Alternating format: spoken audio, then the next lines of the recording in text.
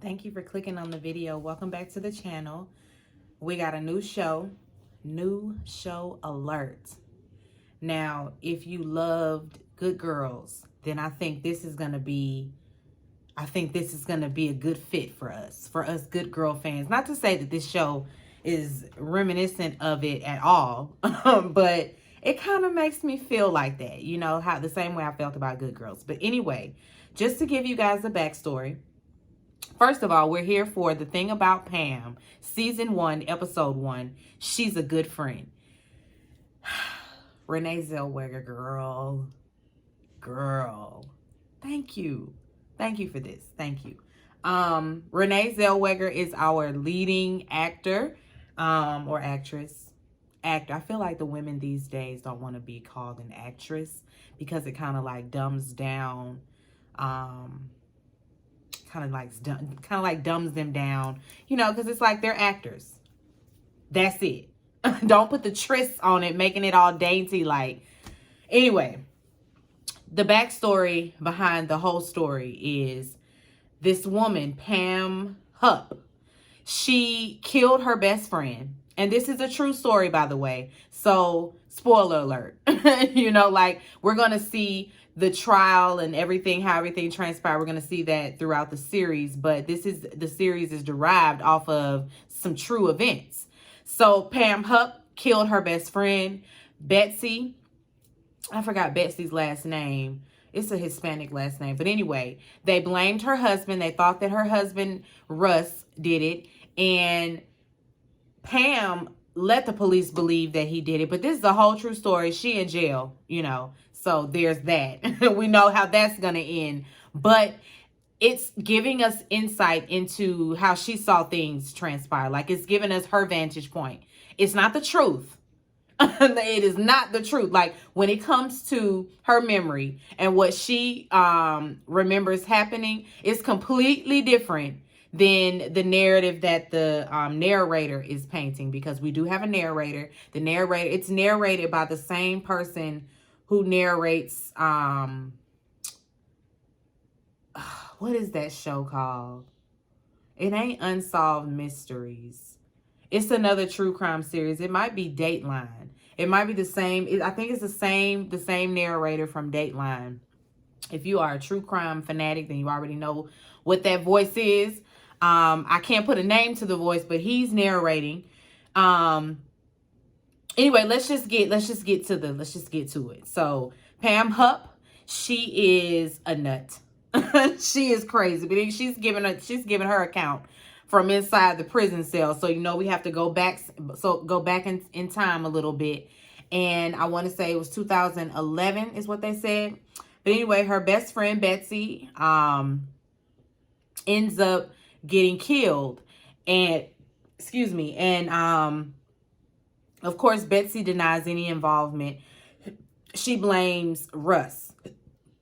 Excuse me, y'all, I just finished eating. She blames Russ. But anyway, I'm not gonna give you like a play-by-play, because I was really just trying to get the notes and get a synopsis, if you will, of what was going on, so that I could give you guys that, just to get a feel. If y'all don't want to do this, if we don't want to go on this ride, then we don't have to go on this ride. But I'm enjoying it, and I think that I am going to come back week to week to review this one, because it's good. It's going to give. I just know it is. Her best friend Betsy was killed. She denies it. Okay, Betsy was stabbed in the neck, and her husband is the one that found her. And when he got home and found her, he assumed that she committed suicide. He saw that her wrist was slit. She is a cancer patient, and so he just assumed that she committed suicide, dealing with the woes of that. His 911 call is completely frantic. He's hysterical. It's over the top. It's over the top. And it's alarming that he would say suicide when it's clear that it ain't no suicide.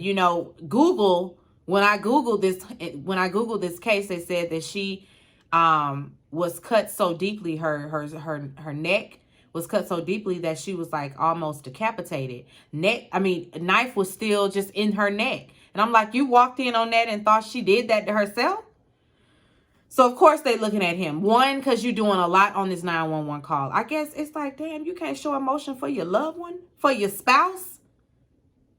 I'd be going crazy, too. Snotting and crying. I'm throwing up. All that. All that. All of that on the 911 call. And then, and they gonna think that you did it. Like, I don't know. When it comes to this kind of stuff, like, you just don't know what these detectives are looking at. Or, what they would deem as, a sign of guilt.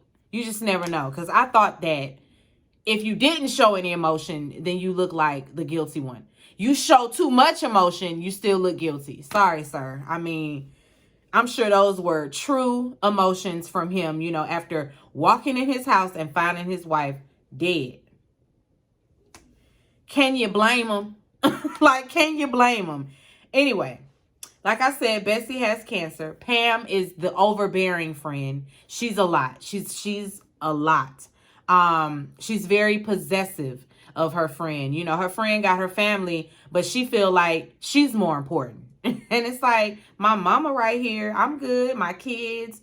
No, not according to Pam. She's the only one that can care for Betsy properly. So she's calculating, and she has planned every detail leading up to this lady's death. She planned to pick her up from her mother's house. And Betsy's over there at her mama's house visiting with her daughter and, and everything like that. She just got back from chemo. She calling, what you got going on? Betsy's like, oh, I'm over here, at my mama's house. It's all good. Everything is good. I'm just going to stay here and spend some time with my family. And then here go Pam. Really? That's what I'm afraid of. You being around all of those germs. And you need your rest. And I'm just going to come get you and take you home. Betsy I'm going to be all right. Somebody will take me home. No, I'm going to come get you and I'm going to take you home. So, Betsy's just like, okay, whatever. She gets off the phone and she goes to pick up Betsy. Before she gets there, she stops at a convenience store, grabs a big gulp. And, she one of them weirdos that go up in there every day. Well, I ain't gonna call her a weirdo. But she frequents that gas station a lot because she know everybody's name, by first name. And so that shows me she's always in there getting her big gulp. But anyway, she got her drink. And at the register, there was some little, the little fake necklace, the fake jewelry that's right there at the register. She picks up a necklace and adds that to the tab. She gets to the girl, gets to Betsy's mama house. And she's pushy, let's go. Let's hurry up and leave, And Betsy's like, we playing a game of spades. It wasn't really spades, but we playing a game of spades right now. I'm coming in a minute. And so Pam decides, okay, well, fine. I'll just wait. She plops down, sitting there slurping her big cup all loud because ain't nothing left in the cup. And everybody's just like, this is awkward, And so finally, Betsy is like, you know what? Okay, I'll just call it a night. Let's just call it a night. And so they leave. When she drops Betsy off, she takes her to the house and she's like, let's call my husband and leave him a voicemail. And Betsy looking at her like, call him for what? Because let's just call him and let him know that I really picked you up and that I got you to where you're supposed to be going. He just worries. And so they call and leave him a voicemail. And then we see her sitting in her car making all these calls. She calling Betsy. I'm just trying to reach you, Betsy. I don't know. I'm just trying to make sure that you're safe, that you got in good and all of that. She's just lying. Just really trying to set up her alibi. She calling her mama too. Worrying her, it's just like she stopped at nothing to make sure her alibi was intact, but girl, you failed. Then they show us Betsy's husband. He's shopping at Arby's. He done left his friend's house. He was at his friend's house smoking on the weed. And he left his friend's house. Of course, he got the munchies, so he at Arby's. And the narrator is, he's painting the picture. It's like, good on him for making this stop. Because had he not made this stop, things might not have turned out in his favor. Because stopping at Arby's gave him a timestamp. they were purposely showing us the time, that he was, getting out the car, getting back in the car, going to Arby's, when he left Arby's, when he pulls up to Arby's at 9:09 p.m. That's what the time says on his receipt. He gets home at 9:38 p.m. and of course that's when he finds Betsy. The police, they come in and they suspect Russ, to be their suspect because of his 911 call being very extra. And also because he said it was a suicide. And when they get there, they like, nah, I know this ain't no suicide. But okay. Because she was nearly decapitated. She was stabbed over 50 times. It was bad. It was bad for him to be saying that it was a suicide. So when the police informed Pam, she acts surprised and all of that. They said they're going to come over and talk to her. And they show up at her house. So, of course, she has to get into character. She walk into the door. She at the mirror first with the straight face. And then it's ding dong. Oh, let me get in the... Okay, I think I can go answer the door. Oh, I just been crying all night. I'm just so distraught. And the police are like, oh, we know. I'm like, this bitch. You really laying it on thick, lady. But okay, she show up in her pajamas. She got to look distraught. She opens the door in her robe. And the officer's like, would you like to change clothes? She's like, it's okay. My nails look great. I was like, what? See, this is the type of shit I like. I love it. That's what made me feel like this is giving me Good Girls feel. It's that comedic aspect thrown in there just at the perfect time, The police question Russ and, they tell him it was not a suicide. Like I said, they found 50 stab wounds on her. Then we flip and we questioning Pam. And Pam sticking to her alibi. They say, okay, so you dropped her off at what time? And she says 6:30. And they're like, could it have been later than that? Because, that drive, that doesn't really add up. And she's like, I'm sure it was 6:30. I don't know. Sometimes my memory, I don't know.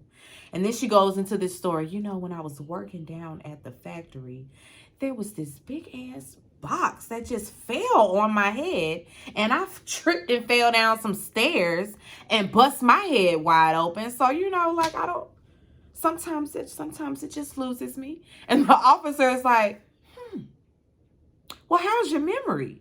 And she says, oh, my memory is intact. My memory is perfect. Got the memory on lock. Don't worry about the memory. But I guess the details seemed to slip her mind. I don't know. This lady just sitting up lying. And they just jotting it all down, getting everything that she's saying. But she is lying. We see in Pam's memories, because when she talks about things, when we get one of her memories, it's just completely warped. So in her memory, Betsy looked like a cancer patient. So I'm talking hair missing. She got the scarf on, face looking, sunken in and just sickly. Whereas when the man narrating, the lady don't look that bad. It looks like, this might be her first round of chemo or something like that, because she was in remission and got a mastectomy and all of that. And then the cancer came back. It had spread to her liver. And so it's like she done got rid of her breasts for nothing.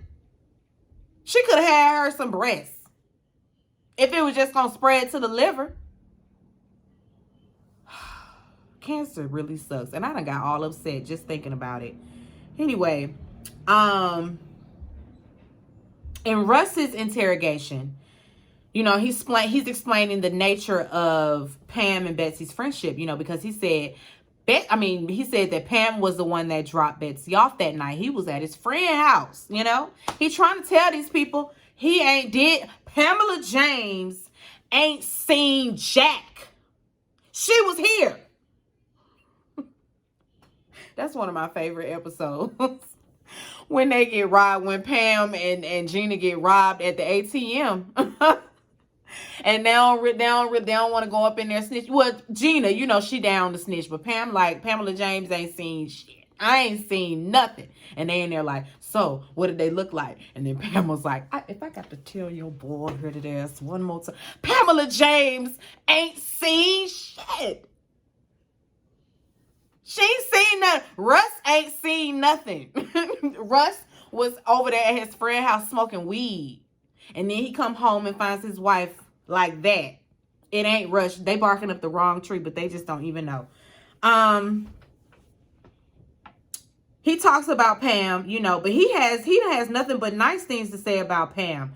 On the other hand, Pam over there speaking about Russ, and she's really painting a picture like he's this abusive, verbally abusive man, and he just mistreats his wife, and he talked to her crazy. She's just really painting a picture. And like I said, the officers are just jotting it all down. She tells them, because, you know, when she feels like maybe my story ain't really, I don't know if they buying my story, let me add a little salt on it. So she adds something else. So this time she adds that he liked to play a little game where he would take a pillow and put it over her face. I don't know, you know, like I barely know him. You know, I met him like maybe 3 times over 10 years. But yeah, I mean, I remember her telling me like that. Maybe there might be a letter about that. You're lying. You're lying, but okay, girl. In there with Russ, like I said, he's still, you know, deny. I don't have anything to do with this. And the police are like, we don't believe you. There's a mountain of evidence against you. We don't believe you. Sorry. You're going to have to find something else. And I mean, what can he do? He still ain't asked for a lawyer, but I mean, again, what can he do? When the police leave Pam's house, again, she got to add a little salt on it. And so she asked if you guys are questioning me about him. Should I be worried? And they're like, oh, no, ma'am. He's down at the station. Don't even worry about it. We got him. He already at the station. Another agent shows up to the precinct. I'm assuming she's FBI. I don't know. But she comes in. You know, they give her the details about what's going on. Russ is in the room, bawling his eyes out. And she's like, well, damn, I thought that after the 911 call, he had no more tears. She looking at him like, he might not be the one. Because this looked like raw emotion right here. I don't know. She might have to go in there and talk to him. I don't know, but he's clearly grieving. Clearly. He on his knees praying and everything. But yeah, the direction they're going in is Russ. They believe that they have their man. Okay, Pam, she pull up the Betsy mama house. And when she pull up, it's a bike. It's a bike on the curb, you know, and she wants that parking spot. So she pull up, get out the car, and walks her happy ass over there to that bicycle, picks it up and like throws it, launches it across the yard, and then proceeds to get back in her car and park her car right there. I'm like, see, girl, you something else. You are something else. But anyway, she comes to the door. I'm so sorry. And the mama's like, who would do this? And she's like, well, they got Russ. And she's like, Russ? He would never. Well, I mean, they were asking all these questions. Is he aggressive? Is he abusive? I don't know. And the mama just looking like, what? I know he ain't killed my daughter. I know he ain't do it. Mama don't know what to believe. You know, she just don't know what to believe. And she's just like, are you going to let me in? Can I come on in? And the family's inside, you know, looking like, who they at the door? And so she gets on in there. She gonna go on in there and smooch and lie and cry on them people's shoulder, act like she grieving, and the whole time she the one that did it. I like the fact that I know the outcome of this while I'm watching it, because I just want to see it all play out. I have to. And knowing that this is a true crime situation, y'all know I'm already here for it. But that's where we end, and I'll be back next Tuesday. Or Wednesday, you know, it come on Tuesdays at 10 o'clock on NBC. It's a good one. This is going to be a good one. Thank you, Renee Zellweger, girl. Thank you so much for doing this, because it's going to be so good to review. It's going to be so fun. Anyway, be sure to rate, comment, and subscribe to the channel. It's Call Me Busby, and I'll chat with you later. Peace and light.